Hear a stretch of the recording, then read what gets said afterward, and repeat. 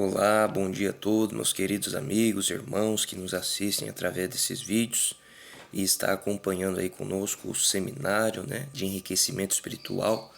Estamos aí hoje no 37º dia e o tema hoje é Preparo Permanente, parte 2.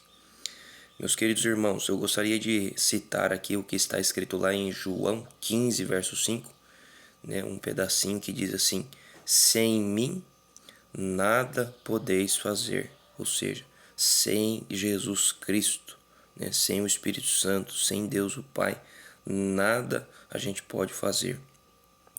Meus queridos irmãos, ontem nós conversamos um pouquinho sobre a necessidade diária de se preparar para a volta de Jesus. Nós não podemos deixar tudo para a última hora e pensar que dará tempo de a transformação acontecer e a gente se preparar.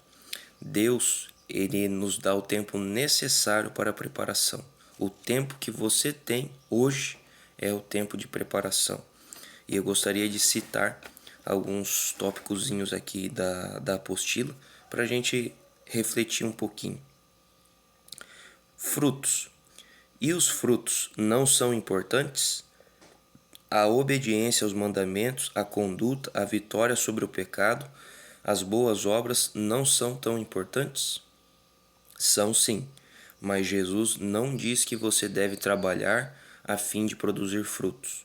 Diz antes: permaneça em mim, e se você permanecer nele, o fruto será o resultado natural da permanência. Então veja, irmãos, a gente tem que tomar cuidado porque é uma linha muito sensível entre a salvação pelas obras e a salvação pela graça. A nossa salvação, segundo a palavra de Deus, ela é segundo a graça de Cristo ofertada por nós na cruz do Calvário, certo? Porém, quando nós permanecemos em Cristo Jesus pela fé, o natural é nós gerarmos frutos. Então veja, a gente não se esforça para gerar frutos, a gente se esforça para permanecer em Cristo pela fé. E a fé ela é desenvolvida através do estudo e pregação da palavra de Deus. Ou seja, nós nos aproximamos de Cristo Jesus pela nossa comunhão com Ele. Nós precisamos, irmãos, entender bem isso para nós não corrermos o risco de Satanás iludir a gente, incentivando a gente a fazer só obras e se esquecer de permanecer em Cristo Jesus. A vontade refinada, santificada, encontrará seu mais elevado deleite em fazer o seu serviço. Então veja, fazer o serviço de Deus se torna um prazer, se torna uma alegria. Ele é um resultado natural, não é algo intencional que a gente faz. Se você se compromete a buscar a comunhão diária com Jesus, Ele atuará em sua vida e o seu querer e a sua obediência, vitória sobre o pecado, boas obras, serviços cristãos serão o resultado final. Não se esqueça das palavras de Jesus: sem mim nada podeis fazer. Então tá aí, irmãos. A gente precisa permanecer em Cristo. É o preparo permanente do cristão. Tem outro tópico que fala assim: vida eterna agora. E o testemunho é este, que Deus nos deu a vida eterna, e esta vida está no seu Filho. Aquele que tem o Filho tem a vida. Aquele que não tem o Filho de Deus não tem a vida. 1 João 5, 11 e 12. A certeza da vida eterna é algo que você pode ter hoje. Olha como isso é forte, irmãos. A certeza da vida eterna é algo que a gente pode ter hoje. Vida eterna não começa na eternidade. Ela inicia aqui e agora ao entrar em comunhão com Cristo. Em João 6, verso 54, Jesus diz: quem comer a minha carne e beber o meu sangue tem a vida eterna. Quando se pensa em sua carne e seu sangue, pensa-se na cruz, no substituto. Comer a sua carne e beber o seu sangue não significa incorporar o que ele fez por você através da sua palavra. Ao participar diariamente de sua palavra, o pão da vida, você aceita a vida eterna. Olha, irmãos, a vida eterna ela começa hoje, agora.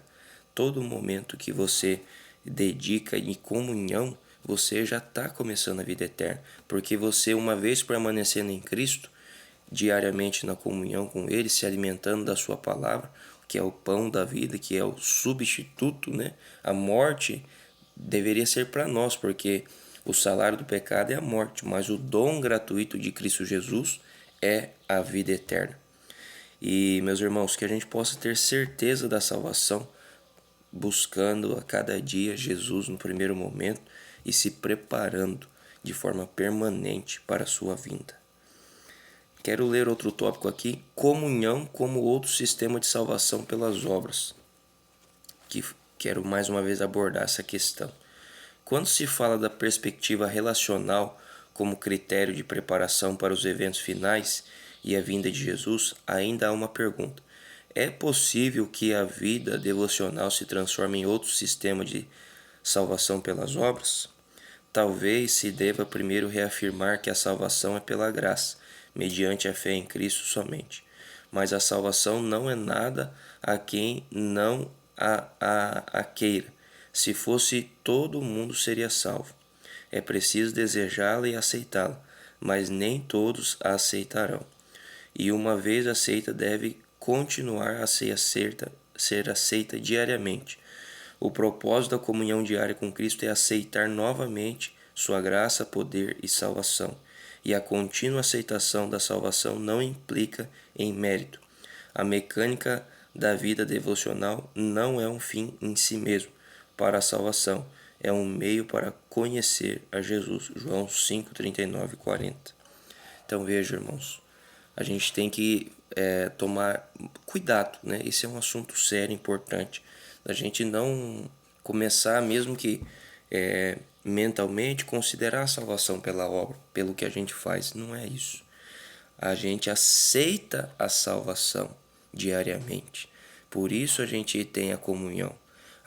Uma vez que você aceitou Jesus Cristo como Salvador, você está salvo.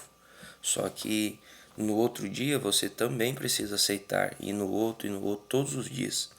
E essa aceitação se implica em permanecer em Cristo Jesus.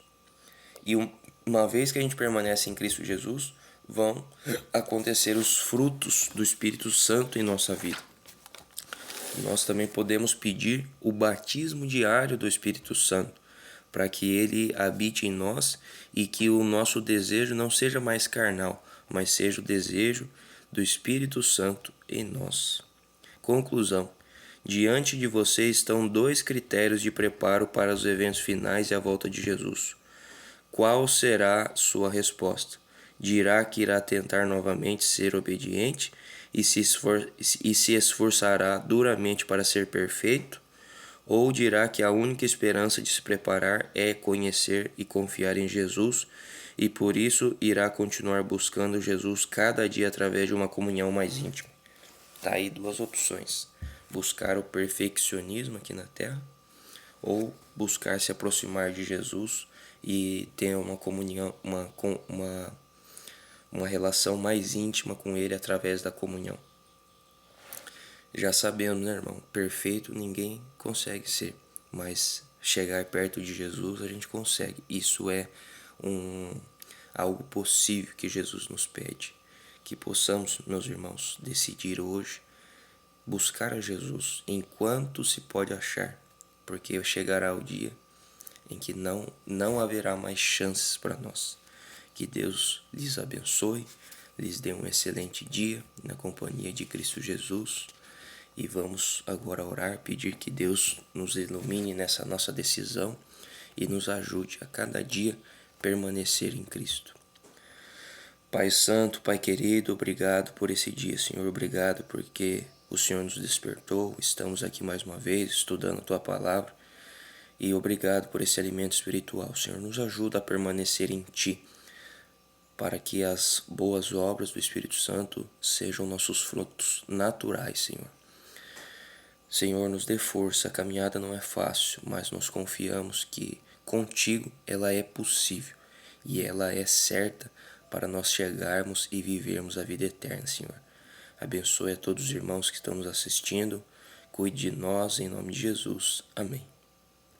Um bom dia a todos e até amanhã.